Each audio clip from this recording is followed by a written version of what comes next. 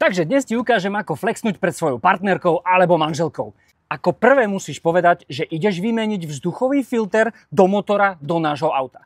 A aký je proces? Potrebuješ k tomu rukavice pre špeciálny efekt. Zober si tiež svoje náradie, aby to vyzeralo, že vážne ideš na niečom pracovať. A postup je jednoduchý. Sú tu také dva cvočky, niektoré majú 4. Vytiahneš jednorázový filter a vložíš doživotný filter, ktorý sa dá potom umývať. Cvočky zaklikneš a hotovo. Teraz, čo musíš urobiť, je veľmi dôležité. Vyťahneš svoj telefón a začneš sledovať videá u Markusa na YouTube a na TikToku. Lebo keby si to skončil príliš rýchlo, manželka alebo partnerka by si myslela, že to bolo veľmi jednoduché.